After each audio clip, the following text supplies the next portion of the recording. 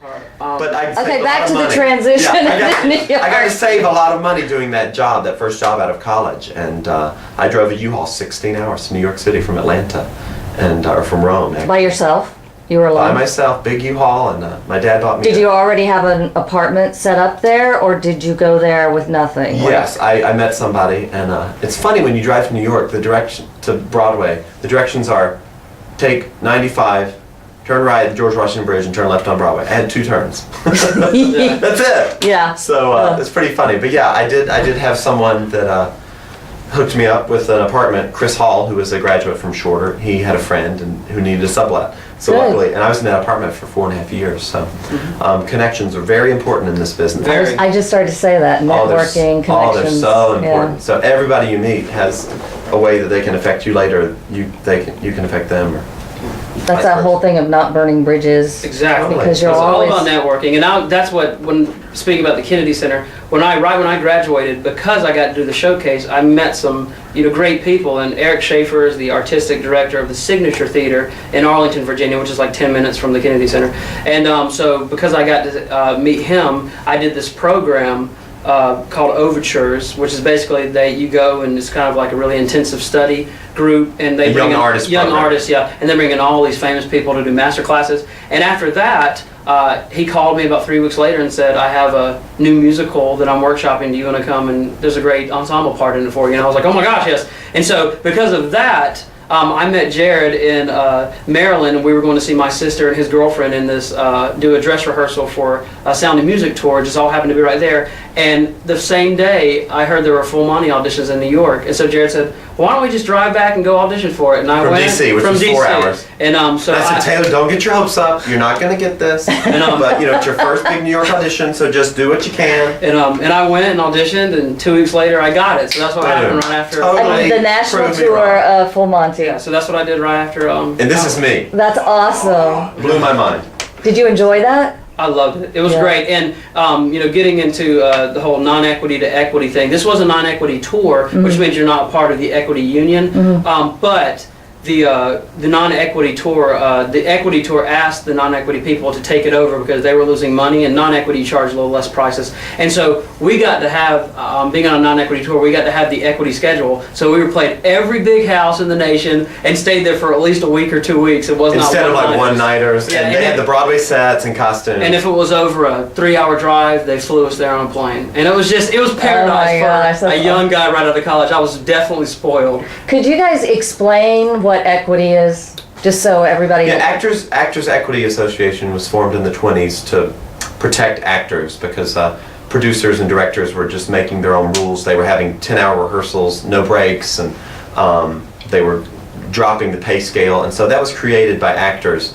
They just created a union to protect themselves because it is it looks really glamorous from the house, but it's a tough career. And so that was created years ago. And so now everyone on Broadway or working in theater in New York is a member of this union. And so we get health benefits, and we're really protected in certain ways. It's great, and they've already, now they're getting into, or they've done it for a while, but, I get emails all the time, which are really reassuring and great. They talk about, if you want, they have financial advisors that will help you set up, 401ks, pension plans. I mean, just for your future, they actually are saying, if there's one day out of the year, well, they'll do your taxes for free if you'll just go and wait in line with other actors. They also have an actors work program for out-of-work actors that aren't working in the theater, because it's really hard to work constantly unless you're in a long-running Broadway show or something.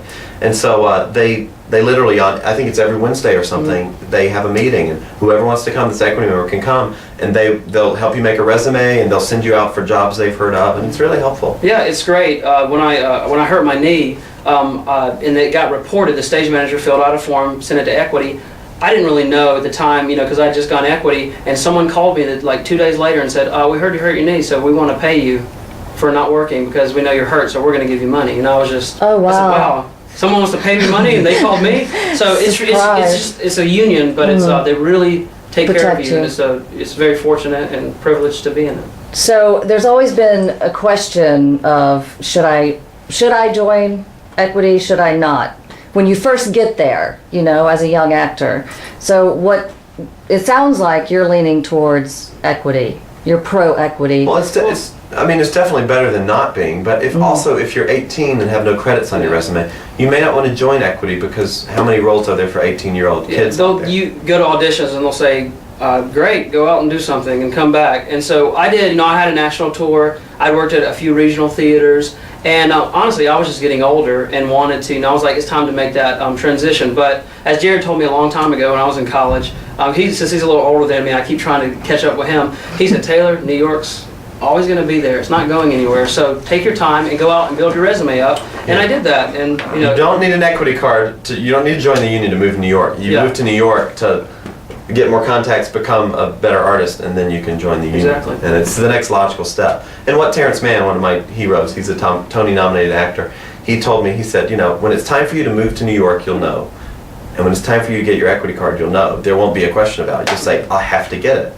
If you're in college, you're like, I have to get it. You don't really have to get it. You're in college. So don't push it. When you've been going to auditions 4 times a day and you aren't getting seen for shows, then you may, you do that for a year. You may go, you know what? I have to join the union. So there's a time that comes that it will be an obvious choice that you need to do that. And what, how about just living in New York? How do you like it? If you weren't acting, would you live there? It's a good question because we have to live there as actors if we want to do musical theater. It's the mecca of the world. Exactly. And so, I honestly don't know if I would live there if I was an actor. Only because being from Georgia, I love coming home. And I know I've talked to some friends or who are like, oh gosh, I love New York. I hate going back home. Or I would never live there. We have to live in New York as actors. I enjoy it, but being an actor and everything being it's just, you're always waiting to, hear good news. And so it can be, if that's the place you're living in when you're, going to audition after audition and not getting positive feedback, meaning a job offer, it gets a little, it wears on you a little bit, but it's also center of the universe. I mean, everything's 24 hours. You can do anything, you can't, I wish I could go do this right now. In New York, the little island of Manhattan, you can do anything, anytime. And that's that's a lot I anyway. My favorite thing is not having to buy gas. To buy gas. Especially now, there's public transportation and it's amazing. So, but I love living. It's such a beautiful city and they're quiet places and busy places. But the tempo is so fast. You come home. Isn't it wonderful? Yeah. I mean, you walk out your door and you're like, okay, I'm going to get here in 11 minutes. Everything. And it's so great to come home and just be relaxed and be like, wow, you know what? It's just a different way of life. But then when you get up in the morning, I remember feeling that energy. So it was like, oh, I can't wait to get out there and get the day started. Oh, totally. So I moved there in the fall, so every time the fall comes around, I love I'm the like, fall there. oh, this is when I got here. Yeah. It's a new beginning. Yeah. It's really the fall, everything's dying. But most importantly, we got to New York because of all these things, these arts programs, from our high school, our community theater, and our college, and programs like the National Creative Arts Society. They've all gotten us where we have been. It's growing that ladder. Every single step on that ladder has gotten us to where we are. Absolutely. So that's what's so useful. So we're grateful for it. All right. Great. Thank you guys for being here and doing this for us. And thanks to the National Creative Society, too, for making this available. Absolutely. Yeah. Definitely. Anytime. Thank you so much. Anytime. Yeah. Come back. All right. All right.